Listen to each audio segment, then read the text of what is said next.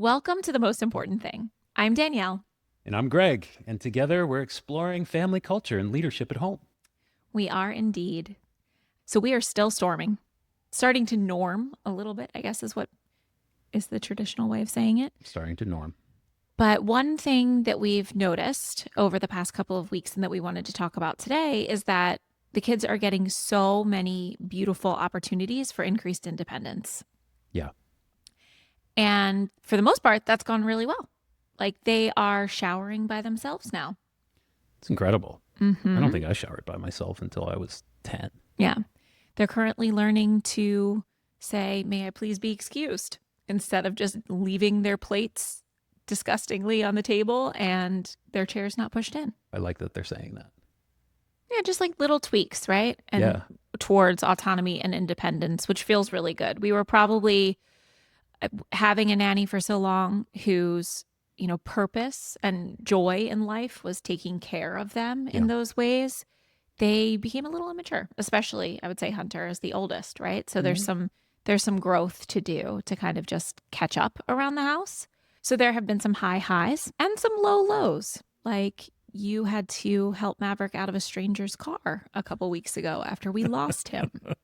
We want to go straight to that? Okay. That is definitely the other side of showering by yourself. Exactly. When dad has to pull you out of a stranger's car after you've been lost for 20 minutes. Yes, indeed. So being asked to make more decisions is, I think, really exciting for the kids, but it's scary too because they want to do a good job, right? They want to have increased independence, but they don't always know what doing a good job or using good judgment looks like. Yeah. And so I have been so guilty of saying, just use good judgment, be a noble Neufeld. And what we've realized is that we have to think through what needs to be solid within our family and within their own knowing before their independence can expand. Sure. So basically, like we've moved from this phase where they had a nanny and things were being done for them. And now they're really interested in being more independent. And we're giving them those gaps to fill, right? We're like, oh, Denny used to do this for you. Now you're doing this yourself. Mm-hmm. Mommy and daddy did not do that for you. It's easier to close that gap when We have like a Denny's not natural here, break. right? There's a natural break. But with that independence comes the desire for more independence because they're like, oh, I'm putting my plate in the dishwasher. I'm showering. Can I ride my bike to school? Mm-hmm. Things like that, right? Yes, absolutely. And so that's what we're talking about here is how to make sure that they have at least some heuristic of how to put some judgment around things that are going on if we're not there. Yeah. And so we've been thinking through it and, I've been researching as I do. Yeah. And so today what we're going to talk about is really a 2-question heuristic that we've come up with to encourage our children and have discussions about supporting them growing in their independence. So it really comes from the world of dynamic decision making. And this is researching how people like fighter pilots or ER doctors actually make decisions in rapidly changing and dynamic environments. And it's called an OODA Loop. That's OODA, which stands for observe, orient, decide, and act. And so for today, to keep it developmentally appropriate with our kids and really continue our journey of making the implicit explicit, we've come up with 2 simple questions grounded in the orient and decide portions of that loop so that we can have a framework to talk to our kids about what they may encounter when they're increasing their independence and for them to really carry with them when we're not around. Yeah, no, I love this. It's the art of decision making in and of itself is so fun to explore. And so taking it to developmentally appropriate from fighter pilot feels Yes, like a good place to start. Well, because I think what we've learned thus far is that the independence doesn't usually break down because our kids are being reckless. It's because they're misreading the situation. Yeah. And so some of that is going to come with time and experience.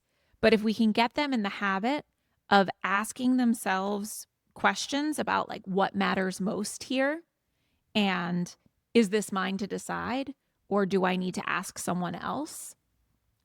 I think that this can go a long way in making them feel ready Yeah. for the the growth and independence that we are giving them opportunities for. Well, I completely agree. I mean, most things that we're told as kids are extremely subjective and come from a place where the parent has had some bad experiences. So like, watch out, careful, safety first. Those are Yes. things that we impose on our kids from day zero, Yes. right? And like, what does that actually mean, Mhm. right? What does safety first mean? Right. You And I know, think we'll talk about that today. Yeah. And so by the end of this episode, we hope that you will be able to carry with you 2 questions that you can bring to your dinner table tonight Yep. and start talking with your family in situations where they've got a new technology device or they decide they want to start walking to school, how they can orient themselves and decide in a way that keeps them safe and aligns with your family. Yeah. No, this is a great topic and perfect for 2026, the 250th year of our nation's independence. There you go. Exactly. So, why don't we back up a bit and talk about how we got here? Okay. So, I love this quote from Henry Ford, where it's that failure is simply the opportunity to begin again, this time more intelligently.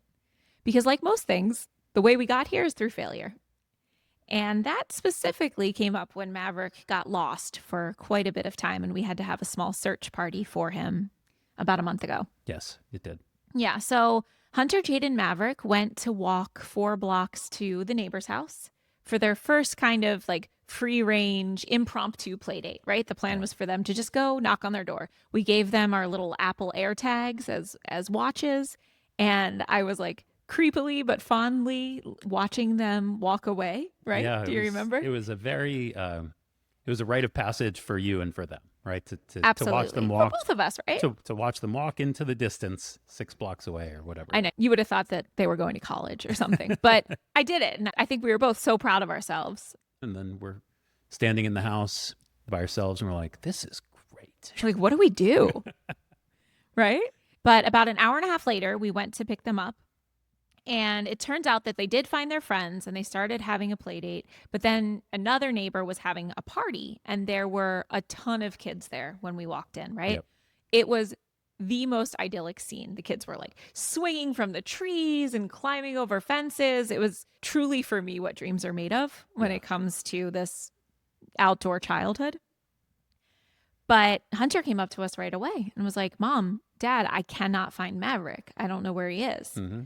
And at first we were like, oh, there are like 17 kids here. Yeah. He's probably mixed in. We were saying hi to our neighbors. But pretty quickly, it became very clear that he wasn't there. He was not there. And I was like, Greg, check the tracker. And I checked and he was a good 6 blocks away. Yeah, which was shocking, right? Yeah. And not towards our house. So he had wandered. Indeed. And so at that point, you jumped in the golf cart. Yes. I jumped in the golf cart and I went to the spot where the AirTag watch that he was wearing said that he was, and he wasn't there. And I was like, okay. And so I'm just driving slowly looking for my son or for anybody that might have seen him. And a car comes the other way and rolls down the window. And it's like a black SUV. And it's like, are you looking for a little boy? And I'm like, yeah. And they said, okay, thank goodness we have him here. So they pull over. I pull over. Maverick comes out of their car. It was a very nice family. Thank goodness.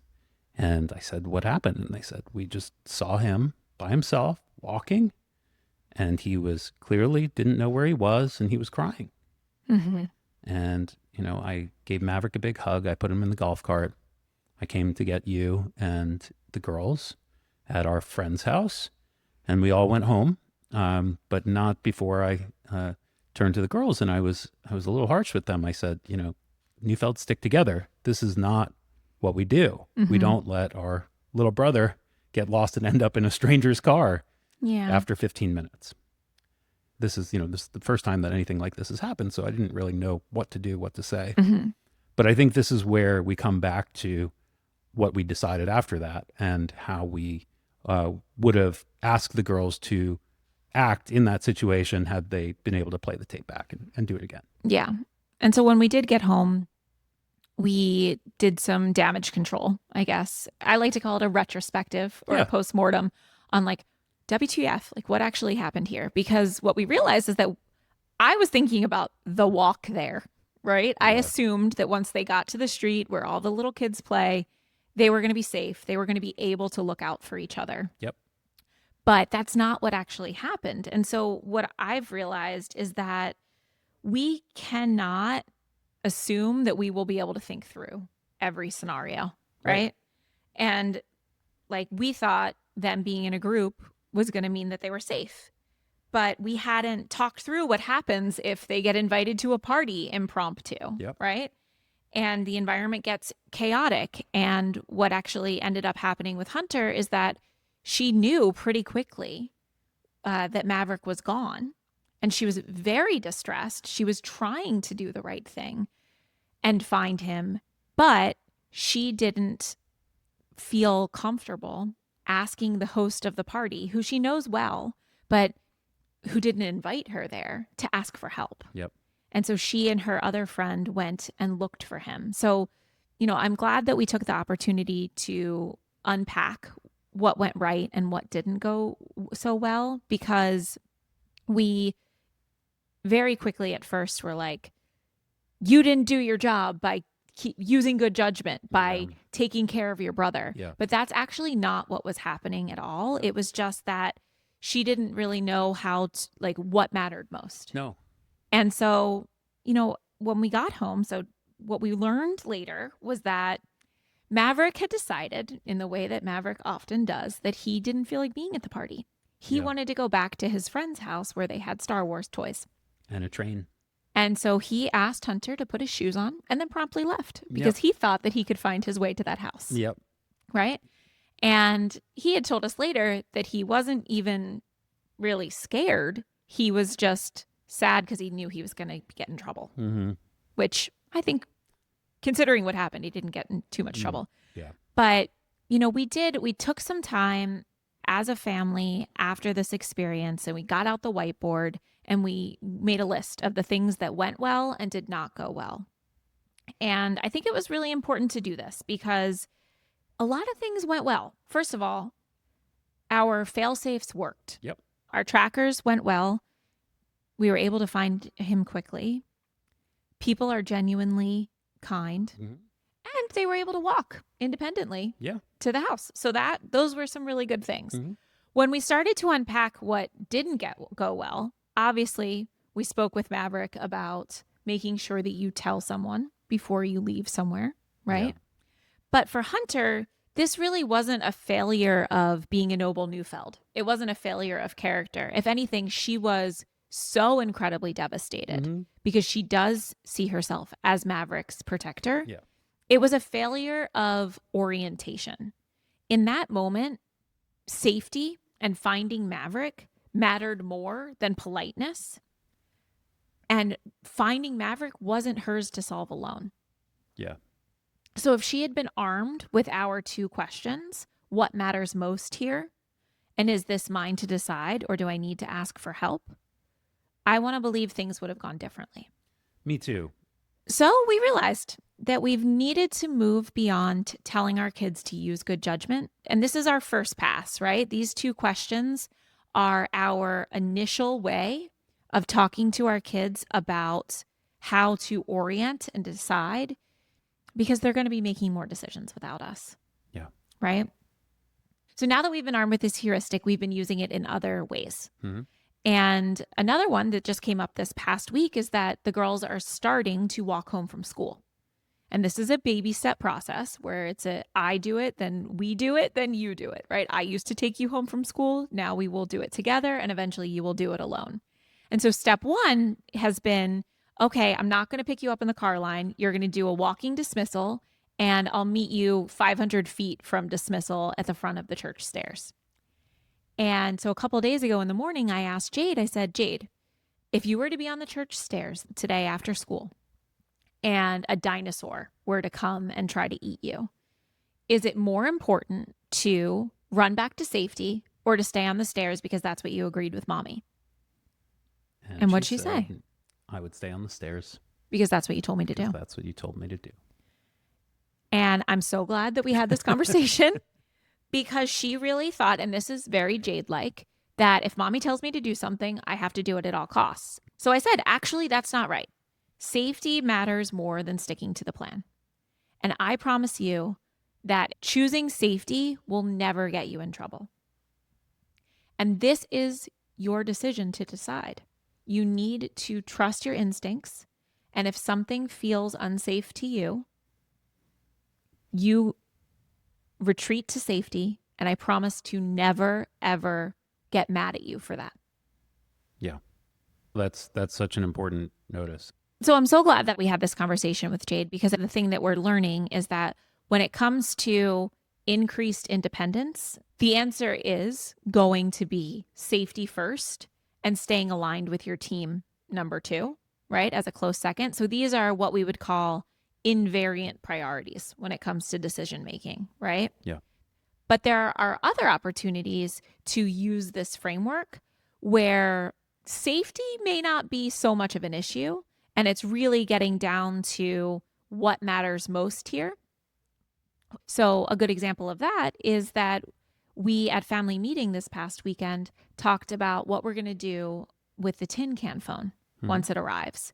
So perhaps you all listened to our episode with Chet Kittleson, the founder of Tin Can. But if not, it is a landline for kids. Yep. So hearkening back to the good old days and a way to give them independence and autonomy without giving them a cell phone. Yeah. And the kids are very excited for it. Their classmates are very excited for it, but we have to set some ground rules. Yes. And going back to last episode, as far as defining my own expectations, I realized that we needed to have this conversation around what matters most and when can you decide, because this was a real setup for control for me, where on the one hand, sunshine and rainbows, I love the idea of giving her, because it's primarily Hunter, giving her this independence. And on the other hand, the last thing I want is her sitting inside, having silly conversations with her friends for hours in the afternoon. Yeah. Right? And or coming to us and saying, hey, guess what? So-and-so and I just decided we're going to do this. And then we're like, no, we have this. And she then melts down. Yeah, exactly. We had to have this conversation around, we're getting this phone.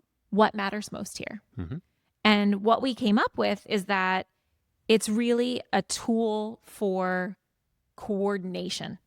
What we value in this family is real life interaction, play dates, and adventures with your friends, right? And so Tin Can currently, and this can evolve as they get older, but Tin Can currently is really a tool to coordinate opportunities to either have a play date, go on an adventure, walk to school with your friends. Yeah. Closer to a walkie-talkie. Exactly. Yes. Because those don't go that far, as we know. Yep. And then the second question that we asked is, when do you get to decide? And when do you need to ask? Right? And so thankfully with Tin Can, a lot of the parameters are already, we can already set those. Yeah. Like the numbers that will allow to have call and the times that they will be calling. But within those times, Hunter's allowed to pick up the phone and call her friends, right? But if someone calls and asks her for a play date, she needs to check in with us first. She can't just automatically say yes, Yeah, right? Exactly. Yeah. And then we made a little checklist for, okay, if you can go, what do you need to do before you leave? Yes. Right? Which is very important. And that's just making sure that we all feel good about her decision to have more independence, because it shows that she can be independent here and here, not just with play dates and leaving. Right. Take accountability Exactly. and responsibility around the house. So that checklist looks like tidying up your space, making sure that your personal hygiene is on point. Like, have you brushed your teeth today? Do you have stains on your clothes from breakfast? Real life situations that we debate over, right? Daily. Yeah. And what do you need to bring with you? Your water, your snack, your Apple AirTag to make sure that we know where you are, right? Yeah. So I think this has been a really great way to use these two questions to prepare us for increased independence. I mean, that's really why I was excited to do this episode, is because I think that these two questions, while simple, are a tremendous heuristic for providing independence to our kids and giving them tools that can actually set them up for success versus leave nebulous, questions unanswered, or not feel safe because I was able to do it this time, but not this time. Right. And I think that there are so many unknowns, and that's why I love pulling from naturalistic decision making and things like the OODA loop, because I love that. this is, as you would say, it is a solved problem. It is. And so if we can inch towards making the implicit explicit in this time where so much is new for us, if we can just nail down 2 questions to really use as a launch pad to discuss these different scenarios, we're never, ever going to be able to account for all the things that are going to happen when we're not around. Yeah. But at least we can start to put in the reps around what are our family's values. How can you orient yourself around things like safety and staying aligned with our team? Yep. Yeah.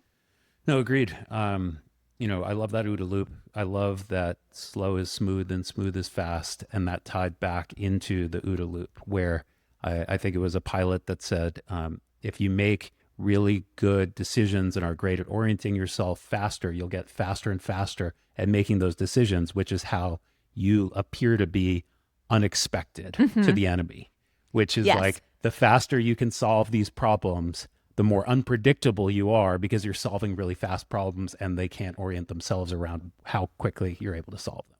Right. So decision making is like a whole different rabbit hole that I'm very excited to go down. And there's a lot of great literature for both adults and children in that realm these days. So it is definitely my Trojan horse here to start with these 2 questions. They're so good. And really turn them into master decision makers. Yeah, I love this. Can I do a quick coda on the Maverick situation? Yes, absolutely. So after we found Maverick, the family that had put him in the car and returned him to me said, you might want to call the Delray police, because we called as soon as we found him and let them know that there was a child out there, and they might want to do like a home visit. And so I'm like, oh, interesting. I never thought about that. You lose a child, someone wants to come in and make sure that your home is okay. So even in Florida. So I call the police, and I talk to the dispatcher, get a call back from the officer that was assigned to the situation. And I walk him through what happened. And I said, and we were able to locate him because I had an air tag on him. And, I went to the location, found the family that found him, and all was good within 5 minutes. And he was like, wow, you put an air tag on your kid? You're a really good parent. Oh. And that was it. And he said, I'm closing this one. So out there are many variations of how to put air tags on your kids, but the one that we found is cute little watch style wristbands, and they're like $5 on Amazon. You buy an air tag. It's a pretty good way to give your children a invisible fence, if you will, and understand where they are without needing to worry about losing them in a crowd or at an amusement park or things like that. Yeah. And I like the watch better than the shoes, because kids take their shoes on and off, For right? Sure. Yep. So sometimes that doesn't work as well. So I think the watch is actually a great one. Yeah. And to quote Maverick, why didn't the people in the car just bring me back to my friend's house? He's just thinking that everyone in the neighborhood knows everyone. Yeah. Which is, kind of like a little cute idea for him, that he actually could, I put myself in his shoes, and I feel a little empathy for his situation where he just wanted to go back and play with the toys. Yeah, I understand. So someday we will ask him to think about these 2 questions. But in the meantime, I think his sisters need to provide those answers for him. Absolutely. Yeah. So the next time that your kids ask for more independence, we encourage you to not just ask if they're ready to use good judgment, like I did. Ask yourself whether they are carrying the right questions with them. What matters most here? And is this mine to decide, or do I need to ask for help? That is how independence grows without breaking your team alignment. Couldn't have said it better. That's great. Thanks. Please let us know if you end up using these 2 questions to run other scenarios with your kids. We would love to hear how they're working for you. Yes, we would. So until next time, we hope that we've given you something to think about today. Because as parents, we don't need more advice. What we need is more permission to lead. Thanks for joining us on The Most Important Thing. Love you, Goosey. Love you, Goosey. Hey guys, if you're still here, you're definitely our kind of person. Thanks for spending this time with us on the most important thing. If this episode resonated with you, we'd love for you to follow us wherever you get your podcasts and share it with someone else building family culture on purpose.